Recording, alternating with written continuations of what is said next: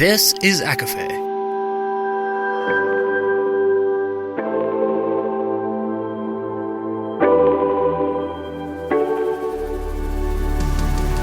Laura Marie and Jessica Marie proudly present a collection of fandoms and exploration, a podcast.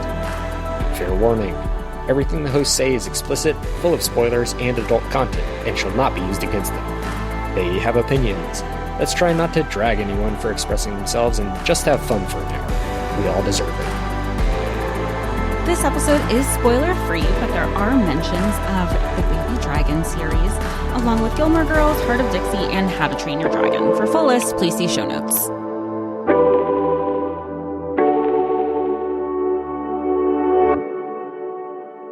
Hi, everybody. Welcome to ACOFAE, your weekly deep dive into the fantasy, literature, and fandoms that we love. I'm Laura Marie. And I'm Jessica Marie. And today we are welcoming a very special guest and our new friend, A.T. Qureshi, who is the author of the Baby Dragon book series, which also we specifically are chatting the Baby Dragon bookshop today, which is the third book in the installment. Welcome, A.T. Welcome. Hi, thank you so much for having me. I'm so glad to be here to talk about my upcoming novel, The Baby Dragon Bookshop.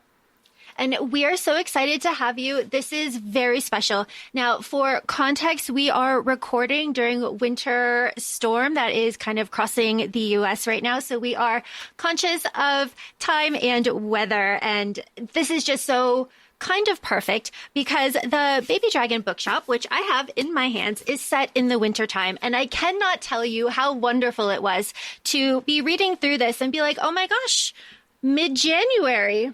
Well, that's just about right now. That is really fun. That's interesting and amazing. But before we kind of jump into Baby Dragon Bookshop, we are starting with you, A.T., at kind of a weird place. This is the third book in your series. And while we love this book, I would like it, and I'm sure Jess would too, if you could kind of take us back to book 1 and 2 just a little bit and kind of touch on this world that you've created, and then we'll jump into the Baby Dragon Bookshop. Yeah, absolutely. So as you mentioned, The Baby Dragon Bookshop is the third book of a series. So book 1 is titled The Baby Dragon Cafe. That's kind of where this whole journey started. And that is about a very sunshiny cafe owner who has to team up with a very grumpy gardener as she trains his mischievous but very adorable baby dragon in an attempt to kind of save her cafe. And then, of course, along the way, sparks fly between her and the gardener. And then book 2 is called The Baby Dragon Bakery, and that is set in the same universe. All 3 books are set in the same world.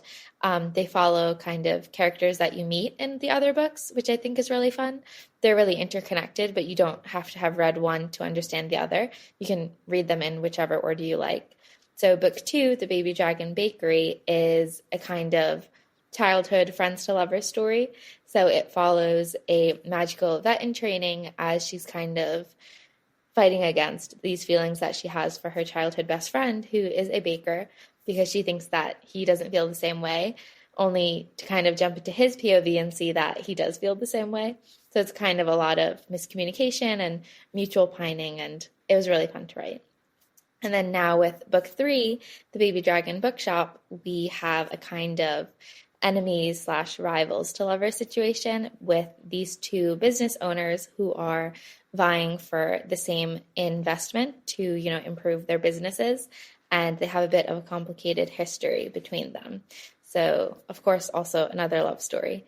All 3 stories are very different with like the central trope that they use. So I had a lot of fun crafting each story. So was it difficult, one, knowing that you were going to do this series, but the level of difficulty to have interconnected standalones, because you have people who have followed your writing journey and have like every single time there is a book to release. But then also if this is what's in the shelves right now, people are like, where do I start? But you are still able to write in a way that it's just like, oh, I'm still learning about these people. I want to go back and learn about this couple's history, because that's where we are at in book 3. You know that if you follow the series from the beginning, you're like, wait, I want to know more about these people. There is a story there, especially because you can kind of go in without reading book 1 or 2. Yeah, and that's actually my favorite part of interconnected stories, where like each book, like obviously the main character is different, and I just love this concept of like side characters also having their own stories. And then whatever order you're reading them in, you can either kind of go back in time and discover that story, or if you're reading them in chronological order, you get to see this couple like evolve. So, you know, the couple from the first book, by book 3, they're very advanced in their relationship. So I think that's like really fun to see. As like a reader, you can kind of follow this couple as like they get together, and then, you know, in the second book as like they're moving further along in their relationship, and then in the third book they're like in a different stage of their relationship. I find that really fun. I think from a technical aspect as the writer, I do have to keep like very meticulous notes about like timelines and like everyone's ages, and like if like book 2 is set like a year after book 1, I'm like, okay, so how old are like these characters, or like they got together like at the end of the summer, so then like by next fall, like it's like a lot of kind of like math that I have to do, just to make sure that like all the facts and like logistics are in fact correct. And then as well with the 3 books, they're each set in different seasons, and I did that very purposefully. So book 1 is set in the spring, and then book 2 is very much like an autumn book, and then book 3 is a winter book. So that kind of also, not really like a constraint, but it did give me a sense of like, okay, like a certain amount of time has passed between these books. So it's technical, but I do find it really fun from like a writer's perspective to kind of play around with those things. So your writing style, would you say, is it more pantser or plotter? Because giving yourself a timeline is feeling very plotter. Yeah, so I'm not a pantser at all, like ever. The very idea stresses me out. I'm very much like plan everything down like to a T. Even like before I start like actually drafting, I will like do a very detailed like outline, and then I'll even like break that up into like, you know, chapters and stuff. Like I very much need to know like where I'm going before I can like properly start writing, because it just, I don't know, it just stresses me out to like be writing and then have no idea like where the story is going or how it's going to end even. And I think as a writer as well, it really helps if I know how things are going to end, or how I want characters to develop, or how I want their relationship to develop. Then like as I'm writing the beginning, it's like, okay, you have like the way that like these characters start, and then you know how they're going to end. So it like helps you kind of on that journey, rather than having to go back and add details in at the end. And then as well with like planning a series like this, I really, really wanted to have the main characters of like the future books appear in each book and kind of have like little hints at what their stories would be like. So for that, obviously I had to, when I was writing book 1, think about like, okay, who could be main characters of like a book 2 or 3, and like what could their stories look like, and what can I kind of hint at this part of like the universe, without giving too much away. So it was a little bit challenging, but to kind of work out those logistics and like plan it out. Sometimes I just have days where it's like just planning, and I'm like working through like these little details. But then it's very satisfying to see the way it all comes together. What does that planning process look like for you? Do you have like a big murder board? Do you have like binders? Are you on Excel? Like, how do you organize all of this? Yeah, so I love the concept of like physical stuff, but I am always so stressed about like losing data that I always do everything like online. So I use Google Drive a lot, and then I basically have everything in like separate documents. So I'll have like a document that's literally titled like timeline/ages, where I have just like everyone's ages categorized and like what month and year like each book is set in. And then I'll have another document that's maybe titled like things to remember, and it'll be like silly things like this character is like described as like this tall with like this type of hair. And then I'll have like another notes document with just like random notes, and then I have like my actual like chapter outline, which then eventually becomes like my draft. And then for each new draft, I do like a new document. That's amazing. So obviously you're a planner. We know this. And I love and respect this. And Jessica as well. We have big Capricorns here. We understand the planning. And this is kind of just for me, when you sat down and created this world and we're really starting to dive into book 1, how much of book 3 was kind of floating in your mind? Not a crazy amount. So I think when I was writing book 1, I knew that I really wanted to write like friends to lovers story. And then I also wanted to write like a rival / enemies to lovers story. So that was basically all that I had for books 2 and 3. When I was writing book 1, I didn't even know which order like those tropes would go in, like which one would be book 2 and which one would be book 3. So it obviously would have been really nice to kind of write all 3 books at the same time so that like if there was any like change I wanted to make, I could very easily do that. Obviously publishing doesn't work like that. So a few times it actually happened when I was writing book 3 that I had written like something in, but then when I like went to like reference book 1 for like some kind of like already established thing of the world, I realized like it didn't work with what I had written in book 3. So then I had to kind of like readjust, and I constantly have to like reference the previous books to like make sure that like this is how the world works and like this is how these characters are described, or things feel congruent and like consistent. Because, you know, as a writer as well, you go through so many drafts and so many versions of the story that like it really is easy to forget what makes it into like the final cut. So I do very often have to like reference those earlier books and then sometimes readjust as I'm writing that current book, because obviously those books are already published and I can't change them. Is there anything that you wrote that has been edited out of the book that you wish had stayed, or are you happy with, you know what, I can understand why that might not necessarily added that additional excitement, or like it doesn't make sense of a storyline? Was there something like, oh, but I kind of still wish that stayed? That's a good question. And actually, luckily, no, because I think I'm very much like an underwriter. So when I hand in my first draft, it's usually like a bit on the sparse side. So a lot of my notes will be like to develop scenes further or like to add more scenes. It's usually not like cutting scenes. I think it would be a lot harder for me to like cut scenes than, you know, add more scenes in. I'm always happy to add more scenes in or add in more details or, you know, drag a scene on longer, especially I think with these cozy romances, like you can never have like enough cute scenes. So yeah, luckily that hasn't happened. But with another one of my books that I think we're going to talk about later in this conversation, which is, you know, going to be kind of the 4th book in this Starshine Valley Dragonverse. In that book, because it's not like a cozy story, it's more like a high stakes fantasy. We were a lot more conscious of like the pacing on that one. So I did end up having to cut like a few scenes from that story that I really liked, and that I was kind of like, okay, like I know we're cutting these, but can we maybe save them for like a deleted scenes or like a special bonus like in the future or something like that. And my editor is so great. We're usually very aligned on things. And she was also like, yeah, like I love the scene, but just like with the pacing, it doesn't work. So we're hopefully saving it for maybe something else.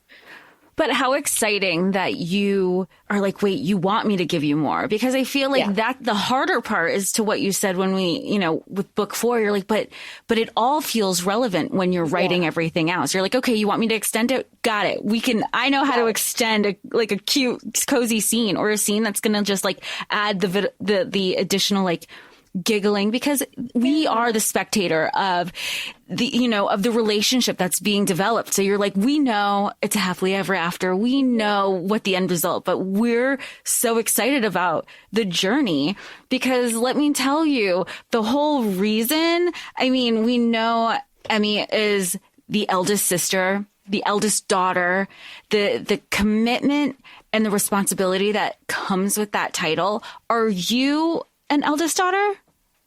So I'm actually not. I have one older sister, but so I'm actually like a middle child. I have an older brother, older sister, then it's me, and then I have a younger brother. But I have a lot of like younger cousins who I'm like very, very close to, who I feel like I'm the older sister of. And then I think as well, me and my sister are like very, very close, but the way that us like four siblings were like my older brother and older sister were kind of like the rebellious ones, like always getting in trouble. So then I feel like I was kind of the more like responsible one at home, like taking care of things. So I do very much relate to that kind of eldest daughter dynamic that is often described. I am shocked because Laura and I were discussing before we hopped on together. I was so excited to ask you. I go, there is no way that you are not an eldest daughter, because all of the dynamics that are written from the the expectations, the responsibility, the dynamics with the siblings and the cousins, because she comes from, Emmy comes from such a big family, and for lack of a better word, the responsibility of feeling the burden that you are the sole one to take on everything. There's no way that AT is not the eldest daughter. I cannot wait. And then to blow my mind, because you really got into the psyche of the dynamics with every different type of relationship, with the sister dynamic, with the relationship with her mother and the guys of the family, and just like, and then writing an MMC who's like, but who's taking care of her? Because it's clearly not herself, because that's exhausting. You have no time as an eldest daughter. And you could probably experience it because you're like, I feel like the eldest daughter, where it's like, but it's exhausting. I don't have any time for me now. Yeah. And I think that's something that I really enjoy with writing as well, where like, even if each main character that I'm like writing isn't like an exact copy of me, or like an exact iteration of me, there is always like, I always try to have something that I can like tap into or kind of develop in a way that like feels authentic. So I find that really enjoyable as a writer. And then as well, I want each of my main characters to feel very different and distinct. So it can't just always be, my experience like 10 times. But there's always a bit of truth or a bit of like reality, I think, in each of my main characters. Well, you are talking to two eldest daughters, so we resonated with this book, with the relationship with mom. Oh my goodness. I was looking at this like, oh my gosh, I really haven't had an original experience. It really is kind of universal. These kind of like intricate family dynamics. It is really just, girlhood. It is one of those unifying things. But we're talking the Baby Dragon Bookshop. We're talking Emmy. Can you talk to us a little bit about what it was like creating this fantasy world, our magical valley, and our dragons that live in it? And as a writer, when you were, dipping into this, was fantasy something that you found a little bit difficult because you had all these rules? Can you kind of walk us through your experience there?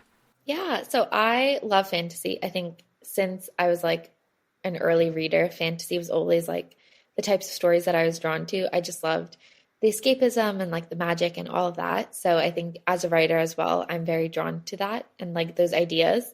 I think as a reader or like a movie watcher, TV watcher, kind of an enjoyer of media, you don't always realize how much thought and planning goes into crafting these magical worlds. Which as a writer, you kind of have to grapple with very quickly. But it's still in that same way, like I found it really a joy to craft this world of Starshine Valley and kind of play around with what like the reality of kind of like a modern world where like they have cell phones and like it kind of seems like an ordinary small town, like Stars Hollow from Gilmore Girls, or, like Bluebell from like Heart of Dixie, or any of these other like really cute small towns that like I love seeing in like TV shows or like reading about. I can't believe you brought up Heart of Dixie. I know, what a throwback. I love it so much. Wow. Oh, PCW, peak CW. That's Rachel Bilson, isn't it? Yes. Yeah. Yeah. So good. Yeah. It's like her first big thing, like since OC. Yeah. Yeah. It was on Netflix. I might still be on Netflix, but I remember one summer I just like binge watched like the entire thing, like I think twice in a row because it was just so good. It was a good. Now I want to do a rewatch. I know, me too. I have not thought about that in so long. Thank you for bringing that back to my attention. I think the actor who played Wade was on Deadpool, and I was like, "Oh my god, it's Wade!" Like that's what I. He was like evil in that, so I was like, "Yes." But yeah, so you know, really cute small towns. This really lovely sense of like community. You know, where like there's like all these small businesses and everyone kind of like knows each other or is friends with each other, or, you know, there's like these like romantic entanglements, all this stuff. I think all of that stuff is so fun. And then to kind of imagine what that would look like, but with like a fantastical kind of magical twist with like, you know, dragons and other magical animals. And I knew that I really wanted to write like a cozy romantic story with, you know, that felt very like classic fantasy. And I think dragons are so classic fantasy, but obviously most of the time the stories with dragons are very intense and not cozy.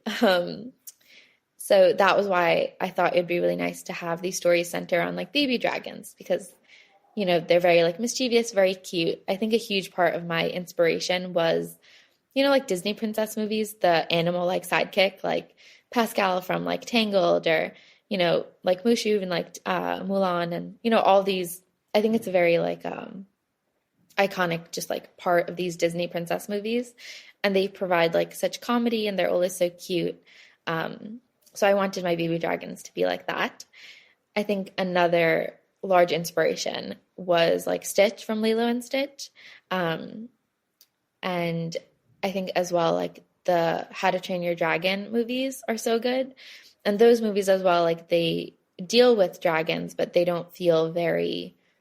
like they have a very good story, but they're not like overly intense. Like, yeah, they're still like enjoyable and they're very heartwarming to watch. So I think all of those things was what really inspired me when I was, you know, crafting this world and figuring out like the dynamics and how things work and the logistics.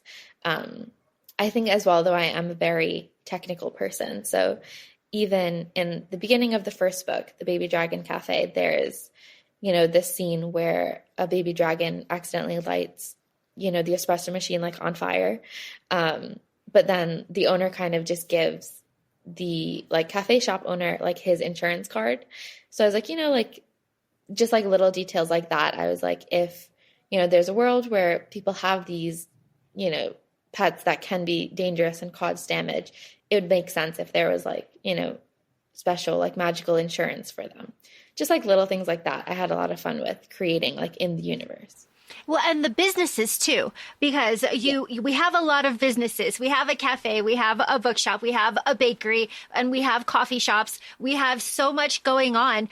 That part of it I thought was just wonderful, and like what an opportunity too for like marketing, like merchandise. But just the amount, I mean, I don't know if you thought about that, but I was like, oh my gosh, like having little baby dragon stuffies on display, or even like, no, I was like, this is so fun and so marketable, and like who doesn't want little baby dragons again? Because you're like, wait, this just like bring another element that makes reading fun and brings it to life. And I think you did a wonderful job, because I think, was there any real life inspiration when it came to building this? I mean, I know you said the small towns, but like the location of the valley, the bookstores, I'm like, wait, why am I picturing this? Because we both shared, like, we're kind of based out of like major cities, and we have bookstores that are multi-level and have the bookshops. So we're like, wait, this is so, you could kind of immerse yourself into the book a bit. Yeah, definitely. I mean, I grew up in Long Island in a very like suburban kind of quiet area. It is pretty small town. I think even like the town I'm from, it's not even classified as a town. It's like a hamlet. So like a bunch of hamlets make up a town. So there was like less than 200 people in like my graduating class in school. And it was like the same 200 kids from like kindergarten all the way up to 12th grade.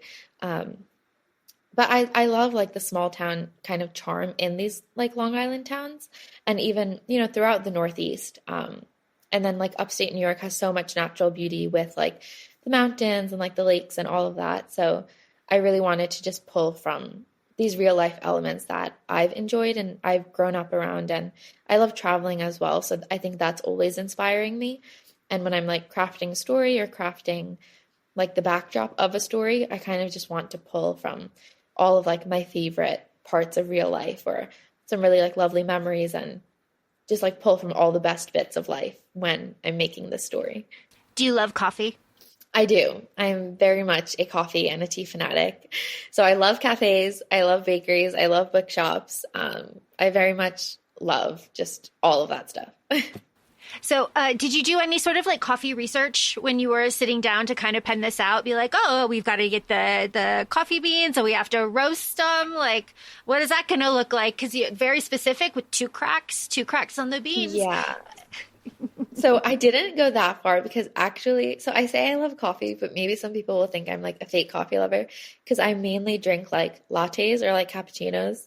So it's not like very intense. Like I think I tried like drip coffee once and I was like bouncing off the walls because it was way too much caffeine for me. So I didn't try, roasting my own coffee beans or anything like that. But I do love just like always trying like different latte flavors. My favorite like coffee shop is this one really close to my house. It's like a very local, just like coffee shop. It's a local chain on Long Island. And they have just like so many different flavors, and every like month or so they make up like their own like seasonal beverages, and they're always like themed. So like when like the Taylor Swift Eras tour was going on, they had like different era themed lattes, or like around like Halloween, they'll have like different like Halloween character themed lattes. Like, so it's really fun. So I have done a lot of research into, the different like latte flavor combinations or things like that, and very much enjoyed it. What's your favorite coffee flavor and what's your favorite tea? That is so tough. I think it's also seasonal. So in the summer, my go-to is like an iced vanilla latte with oat milk. And like tried and true. I love it. It's so good. And that's the thing too. Like most places really can't mess it up, and most places have vanilla syrup. Like a lot of coffee shops only have either like vanilla, caramel, or like hazelnut. So it's like good to have kind of like a very basic option that like you can get. And like I'm fine with regular dairy too. The oat milk just like I think enhances it. Oh yeah. And sometimes you'll have like a vanilla oat milk, so it just like amps the vanilla. Yeah, because I know there's sometimes you could get like a vanilla like almond milk. There's like different. So if you could just like, if you like an intense flavor, it just like intensifies the flavor. Yeah. So like, but an oat milk also like makes it thicker. So yeah, I really like the creaminess of the oat milk. Mm-hmm. And then in like early fall when it's like, when in like September, it's like still warm out, but like you want to like feel like it's fall. Then I'll usually get like an iced maple latte with oat milk. Yeah, so I really like maple as a flavor as well. And then in the winter, I'll do, or like, October, November, I'll do like butter pecan or like brown, like cinnamon sugar or like salted caramel. I'll usually do like some sort of combination of those. And then in the winter, I'm trying to think. In the winter, I feel like I do that too. In the winter, I'm more of like a hot chocolate person. And then my favorite type of tea, I would say I really love Earl Grey, or I really like just like a very classic Pakistani like chai, which is like, boiled and cooked for a bit. Well, and that is such an interesting question, Jessica Marie, too, because one of the plot points in the Baby Dragon bookshop is that there's a coffee and tea station. There's a tea station and it's bad and we don't like it. It's very hot. It's bitter. We don't like this tea station. And so to kind of bring our plot in a little bit, we have our enemies to lovers situation, and our conflict is there is an investment to be had in the bookshop for a coffee shop, and our two rivals have to give their presentations and pitch it to the owner, and the owner has to pick which one. Absolutely fantastic. I love this. I like timelines, and you have said you like timelines as well. We have 6 weeks, people. We've got to wrap this up. Just wonderful, wonderful stuff here.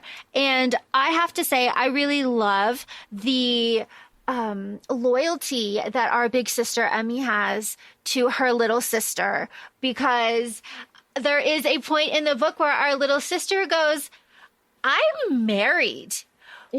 What? I love that you are still being so loyal, but I am over this. This was just wonderful. Now, I am an only child. I feel like that's important for context. So I eat up sister dynamics. I love them so much. And there are sister dynamics in this book. There are brother dynamics, family dynamics, and a lot of this is something that really got me because it's happened to me in real life as well. Well, you need to cook for the men because, I'm not there and you should because, we don't need, that I love reading that because it is something that is so relatable, I feel like, to so many of the eldest daughters in this situation. And it was very affirming too, to be like, oh my gosh, other people do this and it is here. It is real. So you kind of take us through the business side of this. What was it like writing Enemies to Lovers? Oh my gosh. I love Enemies to Lovers so much. I think it's so fun as a reader because it's just so juicy and enjoyable. And then I think as a writer, I had so much fun with it because it really you really get to dig into these characters and kind of let them be their worst selves with, their counterpart. So even with our main character, Emmy, she's very put together, very responsible, taking care of everyone. But then around Luke, this person who's kind of her rival, her enemy, she completely loses it, she behaves in a way that she otherwise really wouldn't. And I think that gave me a really good opportunity to dig deep into her emotions and why she's feeling this way or why she's lashing out. And then I just think for a romance story, it's so beautiful for two characters to kind of see the worst versions of each other and then still choose each other and still, fall in love with each other and love each other so wholly. They're not just enamored by, the best version of this person, which is, usually what we show other people. In an Enemies to Lovers story, it really is the full 360 view of this person, and yet they still fall in love. Well, even before, we have a lot of, I don't want to say flashbacks, but it's more of remembering, which is a huge theme in the book. As we know, and I feel like you see it a lot more now, that loving someone isn't just actions. If anything, remembering is more true to the act of love than actions itself. And I feel yes, remembering technically is an action, but it also is why, and you hear it in both of their, especially in Emmy's internal dialogue. She's why is he asking me about my brothers? Why does he remember that? How come? And she's reminiscing and being nostalgia of wait, I burned myself. The last time this happened, I didn't get burned because somebody was looking out for me. Yeah. So I love that too. I just love two characters who have a history or kind of this thing that's been festering over a long period of time. I just think it creates such depth to their relationship. And then I think as well, I love just the thought of time kind of being a testament to these two people and their relationship. And kind of the way that it ebbs and flows and these two people kind of get closer, fall apart and then get closer again. I just really like them having that history. And then again, yeah, I agree with you completely that remembering is, I think it's such an act of love in a way that is not even conscious. You really only remember things about someone that you deeply care for. And it's not even something that you have to put effort into. It becomes such a muscle memory or it's just such an effortless thing. And it's kind of you're subconsciously clued into these emotions that you might have about someone when you might not even realize it yet. So even Luke remembering about the fact that she has brothers and asking about them, it's not even consciously something that he maybe was okay, I should remember this and then follow up on it. It was just a very natural thing that kind of happened because deep down he does care for her and he does remember these things about her. And then same thing with her that she remembers things about him as well. So Yeah, I also agree that I think remembering is just such like a testament to, or it's such a proof of love. And something that I really love about Emmy as well is that we see her, as you said earlier, kind of like start to unravel a little bit. Her perfect persona kind of falls apart when she's around Luke. But there are two scenes in here that I absolutely love with them. One is like a quiet, like slightly intimate scene in the bath. And another is when Emmy, she asks him for help. He offers and she accepts. And again, as an eldest daughter, asking and accepting are so difficult. Oh my God, my pride. I'll do it myself. It's fine. But that was just, I was right there with her. I was like, oh yes, like just say yes. Let this man help you. Let someone help you. And then later when Emmy says like, I'm just so tired. This feeling of like you are responsible for the happiness of absolutely everybody around you is exhausting. And it really does feel like this other job right on top of what you're doing.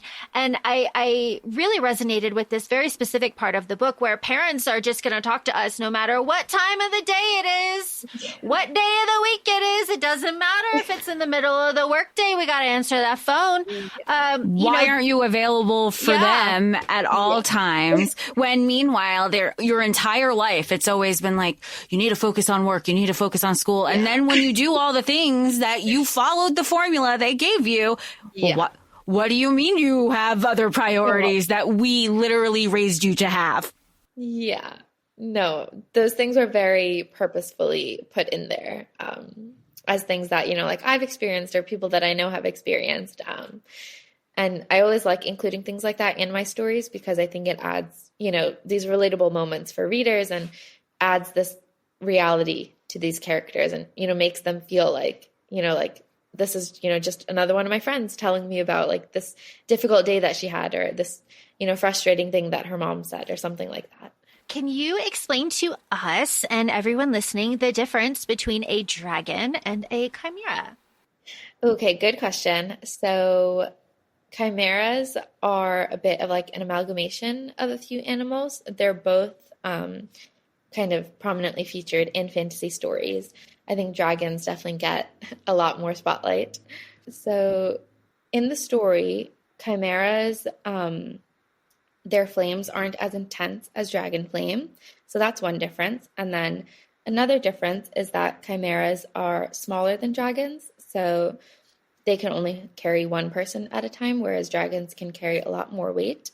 And then physically, the big difference is that chimeras have the body of a lion, but their wings are made of skin, muscle, and bone without scales like dragons have or feathers like griffins have. And then chimeras do fly, but they don't fly very fast or very high. So I think they're a bit of like a tamer iteration of a dragon. And here in the world that you've created in Starshine Valley, the chimeras and the dragons live separately. Yes.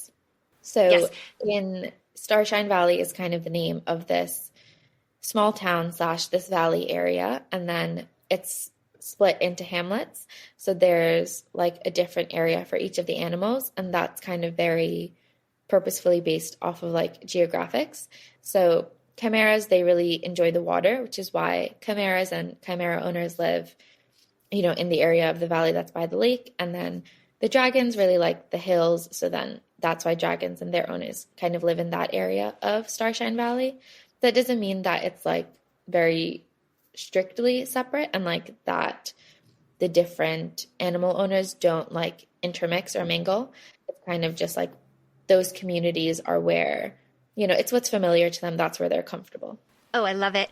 And it is a plot point that Luke lives, because he has chimeras. He lives over by the water, by the bay. And Emmy lives in town. You know, she's with the dragon. She lives in town. And Emmy makes a conscious effort to go to Luke and visit him on his turf.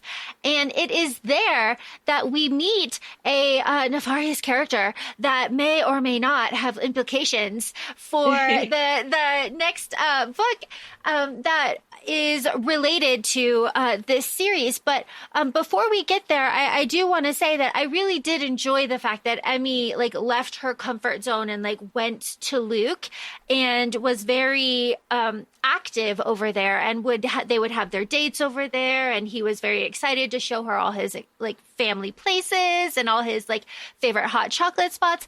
I really enjoyed that. And then you know, on the flip side of that, when Luke was like, I don't know where Emmy lives, and then he goes to her house and sees her on her turf there. It's very vulnerable. It's very special. And also Luke's family dynamics are very different from Emmy's as well. Yes, definitely. So I think that was also a very conscious thing. And I'm glad that you caught onto that as the reader, that Emmy is like very, very guarded about like where she lives and like her personal space and like her home. So it is a very big moment when she does finally invite Luke into that space. It's kind of a really big moment, like for her personally and her growth, that she feels comfortable enough around him to let her into her space. Obviously it's a physical space, but you know, it has a lot of like implications like mentally and emotionally as well. I'm very interested in, of course, all of the baby dragons, but we have one in particular that Emmy has to babysit. Yes. And it is, I think, very satisfying to see his progress throughout the book, like towards the end where he is wonderful. I just, you know, kind of thought like she's absolutely wonderful at training, and that like motherly presence, and also being a very stern aunt, all fantastic for Emmy. But this little nugget of chaos, can you talk to us about Motu a bit? Yeah, so I had so much fun writing. The baby dragon's name is Motu, which is Urdu for like little fatso. So very much like a term of endearment that we like say to little babies and stuff like that. So in the beginning of the story, Motu is actually Emmy's brother's baby dragon. And he is basically slightly overweight because he's like lazy, and because his owner, Emmy's brother, isn't really training him. And then when her brother kind of, you know, fails one of his medical school classes, he asks his sister if she can kind of babysit for a few weeks. And, you know, of course, as the eldest daughter and, you know, as the older sister, she takes on that responsibility, even though she has so much going on in her own life. She doesn't really have time for it, but she also has this sense of like, if I don't do it, no one else will.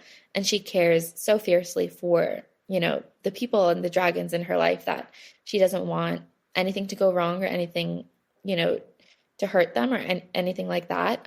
So she takes that on, even though it's kind of at the cost of her own sanity a little bit and her own time and her own peace. And Motu was really fun to write because he's very mischievous. So anytime there was kind of a close moment between Luke and Emmy, it was just really fun as a writer to have this, you know, chaotic little baby dragon that could interrupt and kind of ruin these moments. And it kind of even gets to a point where later on in the story, Luke is even like a little bit upset with, you know, this adorable baby dragon because he keeps interrupting these special moments. And I just think it's very accurate to, you know, babies in real life. A lot of the baby dragons are based off of like one of my nephews who was around like 2 when I first wrote the first baby dragon book. And oh my God, so cute, but so chaotic, like wreaking havoc, like a tornado, just like everywhere he went. But like, we would literally never get mad at him because he was so cute. So like, he could literally just like come and like, just like destroy like anything. but we'd still just be like, he's so cute, you know? I feel like that's the Sour Patch Kids conversation when people are like, first they're sour, then they're sweet, and you can't help but be like, you don't want to be the mean person because now, like, look at them, because I don't know. But that's exactly how he came across, he wrote him that way. That was the intention. But it was so fun because it was just another, you can kind of, it's always interesting because you feel like it's an immersive experience when you're reading this story, but you could also visualize it as a screen adaptation somewhere. So you're like, wait, this could be really good. You can see you can see it play out because of your writing style, and you can smell the foods. Oh my gosh. Like, I have never wanted to be in a kitchen more. And usually I'm like, okay, they're cooking. And I'm like, wait. And when she was like, I don't want to make roti for one, I go, yeah, but I kind of do. I'm for one right now. I could really go for some roti. Yeah, I think I'm such a huge foodie. Food is like such a huge part of like, I think Pakistani culture as well. And it's such a big thing of like, if anyone ever comes to visit, like it's not a thing. Like if someone's over and like you don't feed them or like you don't send them back like with food or anything like that. So growing up, food has always been so like focal, and it's always been like the gathering point as well for like family or friends, or, you know, kind of just like an excuse as well. Like, you know, making chai in the evening, it's like an excuse for everyone to, you know, come sit together, sip tea together, you know, just be in each other's company. So I always try to include that in my stories. And honestly, most of the time, the food descriptions are just like me being hungry and being like, what could I really go for right now? I could actually go for this. Actually sounds, and next thing you know, your fingers are, see, maybe that's when you're a pantser, is when it comes to being angry. The Baby Dragon Bookshop starts off with a party for a baby dragon and for our cousin Ginny. And there is a mention at the end of this from cousin Ginny too. You know, I'm an adult. Here. I can do what I want. Like I have like my own thoughts, feelings, wants, needs, and expectations, Emmy. You know, I want to do things my way. And earlier you were talking about how all your books are interconnected, but we sprinkle all of our characters from the next books into the ones that you're currently reading. And that is wonderful too. So I would like, if possible, to know what you can tell us about Dragon Rider, which is a little bit of a genre jump for you from this cozy series that we have. Yes, so I'm so excited for it. So we have another book set in the same, you know, Starshine Valley Dragonverse of the Baby Dragon books. But even when I was writing the Baby Dragon books, I was very intrigued by, you know, this very cozy small town, but what the darker side of this world would look like, kind of with the adult dragons and the dragon races that are kind of, you know, hinted at in these stories. And we see a little bit about, you know, how dangerous adult dragons can be as well in the Baby Dragon Bookshop, in a scene where, you know, Emmy's dragon becomes very protective over her because she thinks that Emmy's been hurt. So Rider of Dragons is my release that's coming out at the end of August 2026, so it's not too far away. And that story follows Genevieve Sterling, who's also known as Ginny. She is the younger sister of Aiden, who is the male main character of the Baby Dragon Cafe, and she's also the cousin of Emmy, who is the main female character of the Baby Dragon Bookshop. And in the Baby Dragon Cafe, when you first meet her, she's 19 years old, but now by the time she finally gets her own book, she's almost 25, and she is dead set on entering these illegal dragon races because it's something that, you know, generations of her family have always done. It's something that her older brother did, and he actually won the championship as well before he tragically passed away. So it's something that's very important to her, something that she wants to kind of be her own. But the issue is that girls don't race. So her family is very against the idea, kind of doing whatever they can to stop her, which, you know, forces her to kind of find her own way. And that includes finding a trainer who is kind of, you know, a gang member, kind of very dangerous, someone she shouldn't really be getting involved in. But she will do kind of anything to make her goals come true. And along the way, there's a lot of like danger. There's, you know, some romance in there. It was really, really fun to write. But like you said, it was definitely a genre kind of switch. Of course, both stories are fantasy, but the Baby Dragons are definitely very cozy, very low stakes, nothing too intense. But Rider of Dragons is kind of more classic high fantasy, with, you know, more intensity, some more blood, I think a bit more romance. And I just had so much fun writing it. It's coming out in the summer. Is it set in summer? So we get them all. We have a full kind circle. of summer, yeah, because the dragon racing season begins in June, and then it runs through the end of October. So the book takes place. So now you've checked off all of your seasons. All the seasons. Does it feel full circle? I mean, granted, we haven't read Rider of Dragons yet either, so that could be going, you know, we could start all over again. Yeah, have some more seasons. Really nice. Yeah, I think it's been so fun. And then even just like the fact of that this is my fourth book in this kind of world and with these characters. Now there's been like a lot of like history, and I just think it's so much fun. And then as well for like Ginny to kind of finally get her own story from the beginning. When I like first introduced her, I kind of had this idea that I wanted her to kind of be this type of character who's like, you know, she's like the youngest, she's the baby of the family. Everyone is kind of very overprotective over her. And you see that in, you know, her brother's point of view, and then even in Emmy's point of view, they're very much like, you know, she's like our baby cousin, baby sister, like she's the baby of the family. I think it's really interesting now to get her perspective, where she's kind of like, you know, I'm an adult, like I want to make my own choices, like I need to forge my own path, like even if maybe it's not the right path, at least it's my own. I love it. So that will kind of wrap our Baby Dragon portion. And so AT, can you talk to us about your newest release that's coming up? You have something coming out in March, and I just have to say, before you kind of tell us just a little bit about it, you must be so busy and have such a strong work ethic. Like, these are just coming out. Like, you know, I can see that you're a planner, because my goodness, this release schedule is intense for you. 3 books in 1 year, like that. I know we've talked about your writing process earlier, but your fingers must hurt. Like, you're always in Google Drive. Like, where do you have the time for yourself? I mean, we talk about Emmy, like doing everything for everybody else. Like, where are you finding the time for yourself? Thank you. No, I appreciate that. I think I just love writing so much. And like each of these stories I've been so like enthusiastic and like passionate about, that it truly is such a joy for me. Of course it is work. And I do have to follow like a very kind of regiment and like a routine and plan things out really, you know, constantly like be checking my schedule, my deadlines, like mapping all of that out.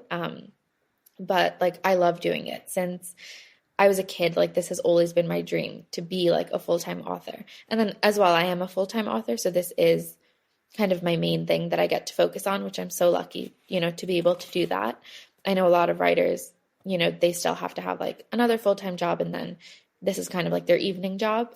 So I'm really lucky in the sense where this is like my main job, my main focus.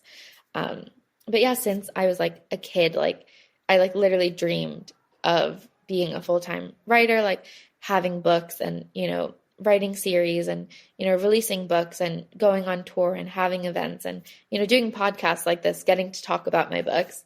So I think it's just such a dream come true that I enjoy it so much.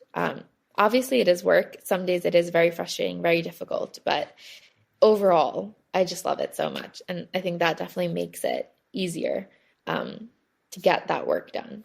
And it comes across in your writing. Yeah. I mean, Joy. like you said, I know you also said, you're like, you know what, you sprinkle yourself into some of the characters too, but it goes with, I mean, actions speak louder than words, and you are just nonstop. And we appreciate you taking the time, because it's taking time out of your day, and we appreciate it talking to us, letting us be a platform for you and your books, and continue writing. Like I'm going to just stop now because I'll just ramble, but we appreciate it too.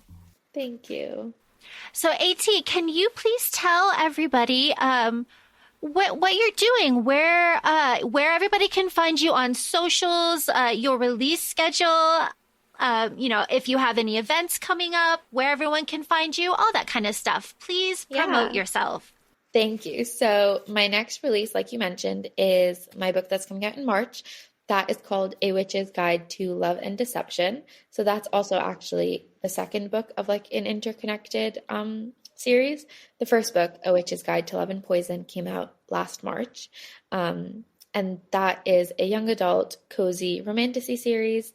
It's not really set in like a contemporary world like the Baby Dragon books. It's more like a secondary fantasy world. It has very like cottagecore vibes, very like Studio Ghibli vibes. And this second book is about a princess who wasn't born with any magic. And she runs away from the castle to kind of avoid an arranged marriage and instead find love on her own terms. And then my next release after that, as I previously mentioned, is Rider of Dragons, which is an adult romantasy novel out in August. And other than that, I will be doing events. In February, I have my launch event for the Baby Dragon Bookshop at the Next Chapter Bookshop in Long Island. It's in Huntington. And then the next day, actually, I fly out for tour in the UK. So I will be in Birmingham, Sheffield, Manchester, Bristol, and London, I believe. I might be missing a stop or two. Wow, but how fun. You're really doing a whole amazing. UK circuit. Yeah. So we're starting in London, making our way up north, and then ending back in London. And then when I'm back in the US at the end of February, I have an event in Lancaster, Pennsylvania, as well as an event in Philadelphia.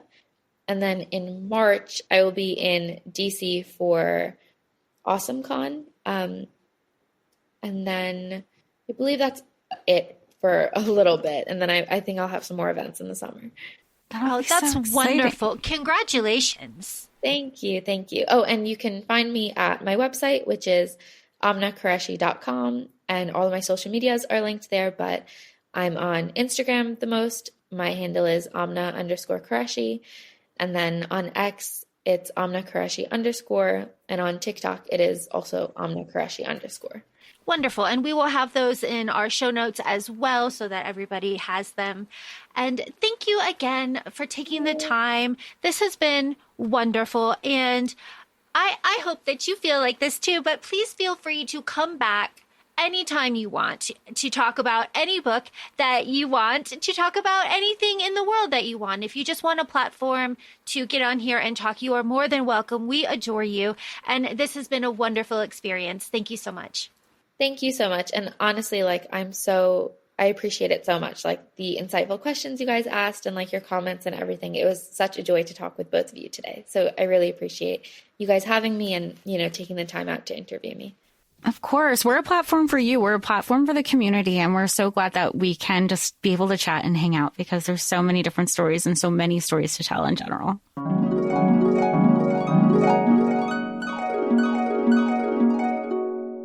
And as mentioned, please make sure you're following AT on all of her socials. We'll make sure those are in the show notes. And of course, please feel free to follow us. We're on ACOFAE Podcast on Instagram. We're also on TikTok, ACOFAE Laura and ACOFAE Jessica. Thanks so much, and we'll talk to y'all soon. Bye.